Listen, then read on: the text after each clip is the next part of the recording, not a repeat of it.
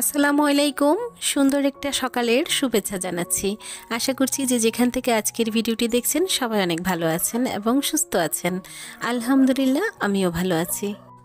আপনাদের অনেকের মতো আমারও সকালে চা খাওয়ার অভ্যেস আছে, তবে সকালে না খেলে নাই হয়, সেজন্য এক কাপ চা তো চলেই। চা ঢালার আগে চিনি মিশিয়ে তারপর পরিমাণ মতো দুধ দিয়ে মিশালে সে চায়ের মজাটা যেমন আলাদা হয়, চায়ের কালারটাও সুন্দর হয়। চা খেতে খেতে এতদিনে শিখে গেছি। নাস্তা খাওয়ার পর পর কিছু হাঁড়ি পাতিল হয়ে যায়, চা খাওয়ার পাতিল, নাস্তা খাওয়ার থালাবাটি, চায়ের কাপ, এসব মিলিয়ে বেশ কয়েকটা হাঁড়ি পাতিল হয়ে যায়, যেগুলো ধুয়ে নিতে হয়। আর যদি এগুলো কোনো সময় রেখে দেই কোনো কাজের কারণে, ব্যস্ততার কারণে, তাহলে দেখা যায় দুপুরে রান্না করার সময় আরও কয়েকটা যুগ হয়ে গিয়ে অনেক বেশি হয়ে যায়। তখন কিন্তু এগুলো পরিষ্কার করতে গেলে অনেকটা টাইম লেগে যায়, আর তাছাড়া তখন কিন্তু পরিশ্রমটা একটু বেশি হয়। সেজন্য নাস্তা খাওয়ার পরপর যে থালাবাটিগুলো হয় সেগুলো ধুয়ে ফেলার সবসময় চেষ্টা করি।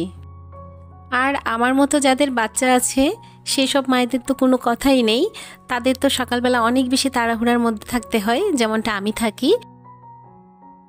থালা বাসন ধোয়ার সময় আমি একটা জিনিস সবসময় খেয়াল করি, তো চাইলে কিন্তু আপনারা সেটা ফলো করতে পারেন।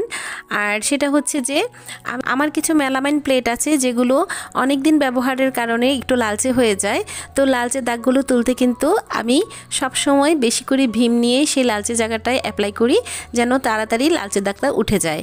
তো আপনারা কিন্তু বাসায় এভাবে ট্রাই করতে পারেন। অনেকে অনেক টিপস অনেকভাবে দেখিয়ে থাকে, তো আমি এই জিনিসটা আমার মতো করেই অ্যাপ্লাই করি, তো তাতে কিন্তু খুব সুন্দর পরিষ্কার হয়। আমি যে এসএসের একটা ব্যবহার করছি এর মধ্যে কিন্তু আমি থালা বাসন, কাপ, প্লেট সব কিছুই রাখি। তো তার নিচে একটি ট্রে আছে যেটার মধ্যে অনেক বেশি পানি জমে যায়। তো থালা বাসন ধোয়ার পর প্রায় 10 থেকে 20 মিনিট পর আমি এই পানিটা সবসময় পরিষ্কার করে ফেলি, না হয় মশা বা মাছি বাসা করার কিন্তু অনেকটাই সম্ভাবনা থাকে। আমি কিন্তু এরকম একটি ঘটনার সম্মুখীন হয়েছি। 6 থেকে 7 দিন আমি পানিটা ফেলিনি, তখন কিন্তু মশা ডিম পেড়েছিল, আর তখনই আমি সতর্ক হওয়া শুরু করেছি। তাই যারা এই স্টিলের রেকটা ব্যবহার করছেন অবশ্যই একটু সতর্ক থাকবেন।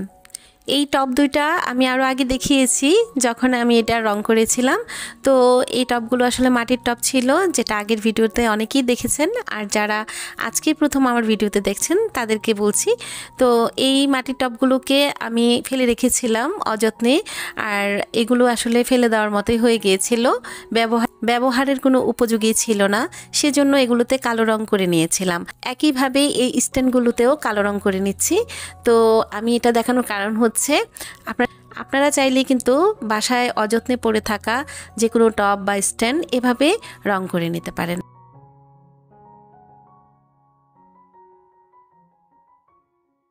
পর্দাগুলো ধুয়ে নিয়েছি। ধোয়ার সময় ভেবেছিলাম অ্যারারুট দিব, কিন্তু কাপড়টা এতটা ভারী সেজন্য আর দেইনি। তাছাড়া পর্দাগুলো সুতি কাপড়ের, যেহেতু অ্যারারুট দেইনি, ভাবলাম একটু ইস্ত্রি করে নিলে পর্দাগুলো দেখতে ভালো লাগবে। খুব বেশি প্রয়োজন না হলে বাসায় ইস্ত্রি করি না। তো আজকে পর্দাগুলো ইস্ত্রি করতে গিয়ে বুঝতে পেরেছি যে বাসায় ইস্ত্রি করাটা কতটা কষ্টকর। ঘরকে সুন্দরভাবে গুছিয়ে রাখতে আমরা কত কি না করি, আর এই সব কিছু যখন মনমতো হয়ে যায় তখন নিজের মনটায় অনেকটাই স্বস্তি মেলে। আমার জীবনের সাথে যে মানুষগুলো জড়িয়ে আছে তারা সবাই সুস্থ থাকুক, ভালো থাকুক, আর এরকম মনের প্রশান্তি মিলে যেন স্বস্তি পায়, সেই প্রার্থনাই সবসময় করি। এই পর্দাগুলো যখন কিনে এনেছিলাম আর বিছানা চাদরটা যখন অর্ডার করে নিয়ে এসেছিলাম তখন আপনাদের মাঝে ভিডিও শেয়ার করেছি। কয়েকদিন আগে দোয়েল চত্বর গিয়েছিলাম, তো সেখানে আমি কিছু ছিক্কা দেখেছি যেগুলো আমার অনেক বেশি ভালো লেগেছে। তো এই ছিক্কাগুলো এনে আমি আমার জানলার উপরে যে পর্দার স্ট্যান্ডটা আছে তার মধ্যে ঝুলিয়ে দিয়েছি। তো ভাবছিলাম কি এখানে দেওয়া যায়, তো আমি যে টবগুলো রং করেছি তার থেকে একটি টব এখানে দিয়ে দিচ্ছি, দেখা যাক কেমন লাগে। আমার ভিডিওতে ভালো লাগা না লাগা সব কিছু মিলিয়ে কিন্তু আপনারা কমেন্ট করেন যেগুলো পড়তে আমার অনেক বেশি ভালো লাগে। তো কিছু আপুরা কিছু ভাইয়ারা আমাকে কমেন্ট করেছেন যেগুলোতে আমি অনেক বেশি সন্তুষ্ট। আর আপনাদের কমেন্ট পেয়ে আমার এত বেশি ভালো লেগেছে তা ভাষায় বলে প্রকাশ করতে পারবো না। তো যাই হোক, আপনারা যারা আমাকে কমেন্ট করছেন তাদেরকে জানাচ্ছি অসংখ্য ধন্যবাদ। আর আপনারা আমার সঙ্গে থাকার জন্যও জানাচ্ছি ধন্যবাদ। সবসময় আমার পাশে থাকবেন আর এভাবে আমাকে সাপোর্ট করে যাবেন। ইনশাল্লাহ আমি অবশ্যই আরও দূরে এগিয়ে যেতে পারবো। জানলার দুই পাশে কিন্তু দুইটা ছিক্কা দিয়েছি, আর তার মধ্যে একটিতে টব আর আরেকটিতে হচ্ছে দইয়ের পাতিল দিয়েছি, যেটাতে আমি আবারও রং করে নিব। আর তার মধ্যে একটি মানি প্লান্ট দিয়ে দিয়েছি। তো আশা করছি দেখতে ভালো লাগছে। আর আপনাদের চোখে কেমন লাগছে কমেন্ট করে জানাতে ভুলবেন না। আমার এই পর্দা চাদর আমি আরও আরেকটি ভিডিওতে দেখিয়েছি। তো হয়তো অনেকে বলতে পারেন আপনার কি আর কোনো পর্দা বা চাদর নেই?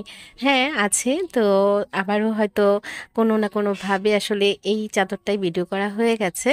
আসলে তেমন রুলস রেগুলেশন মেনটেন করে তো আর ভিডিও করা হয় না। তো হাতের কাছে যখন ক্যামেরাটা থাকে তখনই ভিডিও করি, সেজন্য হয়তো আবারও দেখানো হয়ে গেছে। যাক, যদি ভালো লাগে তাহলে অবশ্যই আমার চ্যানেলটিকে সাবস্ক্রাইব করে এবং আমার পেজটিকে ফলো করে আমার সঙ্গে থাকতে পারেন। সংসারের নিত্যদিনের কাজগুলোই আপনাদের মাঝে শেয়ার করি। তো আমি যেহেতু গৃহিণী, তাই এর চেয়ে বেশি আশা করাও আমার কাছে ঠিক না। আর তারপরেও আমি যা যা পারি সেগুলো আপনাদের মাঝে দেখানোর চেষ্টা করি। আর আমার মেয়ে পাশাপাশি আমাকে অনেক কিছুতেই সাহায্য করে।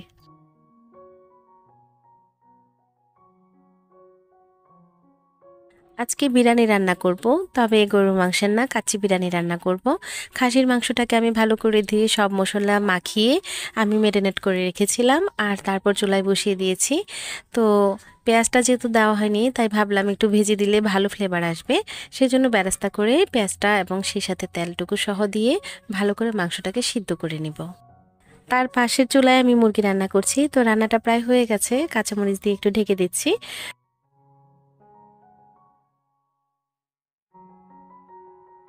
মুরগিটা নামিয়ে নেওয়ার পর একই চুলার উপর কাচ্চির সাথে আলু দেওয়ার জন্য আমি আলুটাকে সিদ্ধ করে নিচ্ছি। তবে তার মধ্যে আমি একটু কালার দিয়েছি যাতে আলুটা দেখতে লালচে দেখা যায়, তো দেখতে ভালো লাগবে।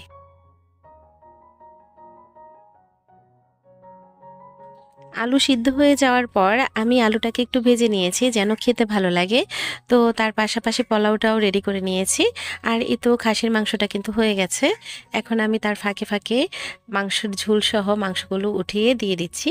আমার মেয়ে রান্না করার সময় বলছিল, মা কাচ্চিতে কিন্তু একটু সাদা সাদা থাকবে, আবার একটু বিরিয়ানির মতো করে ঝোল ঝোল মাংস মশলা মিশানো থাকবে, তো এভাবে করো। তো তার মতো করে কিন্তু আমি করার চেষ্টা করেছি।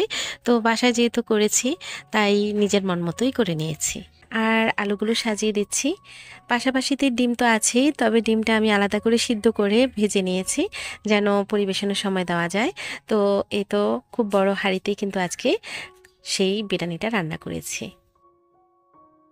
অনেকক্ষণ ভাপে রাখার পর মাঝখানে আমি একবার নাড়া দিয়ে দিয়েছি। তো আবারও একটু উল্টে পাল্টিয়ে দেখছি কতটা হয়েছে। তো মাশাআল্লাহ বেশ ভালোই হয়েছে। এখন কিন্তু পরিবেশন করা যাবে। আজকে মেহমান দাওয়াত করেছিলাম, তো 4 জন আসবে। আর তার আগে কিন্তু আমি আমার ছোট মেয়েকে খাওয়ানোর জন্য একটু বেড়ে নিয়েছি। তো এই ছিল আজকের কাচ্চি বিরিয়ানিটা। আর তারপর আমরা বিকেলে একটু ছাদে উঠেছি। তো ছাদের মধ্যে যে গাছগুলো আছে আপনাদেরকে একটু দেখিয়ে দিচ্ছি। তবে অনেক কাটামুকুট এই ছাদে আছে। আর এগুলো কিন্তু আমার গাছ না, এগুলো অন্যান্য ভাবিদের। তো বাসার বারান্দায় এত বেশি রোদ আসে না, সেজন্য ছাদে এই গাছগুলো রেখেছে। কাটা মুকুট গাছে অনেক বেশি রোদ না লাগলে কিন্তু ফুল ফুটে না, তো সেই জন্য তারা সবাই কাটা মুকুট গাছগুলো ছাদে এনে দিয়েছে। আর আমি ফাঁকে ভিডিও করে আপনাদেরকে দেখিয়েছি। শীতের আগমনের আগেই বেলাটা এতটা ছোট হয়ে যায়, তো কখন যে সন্ধ্যা হয়ে যায় বুঝতেই পারি না। আকাশটা প্রায় লাল হয়ে এসেছে। তো এই ছিল আজকের ভিডিও। আশা করছি আপনাদের অনেকটাই ভালো লেগেছে। ভালো লাগলে আমার সঙ্গে থাকবেন। আজকের মতো এখানে বিদায় নিচ্ছি। সবাই ভালো থাকবেন, সুস্থ থাকবেন। আল্লাহ হাফিজ।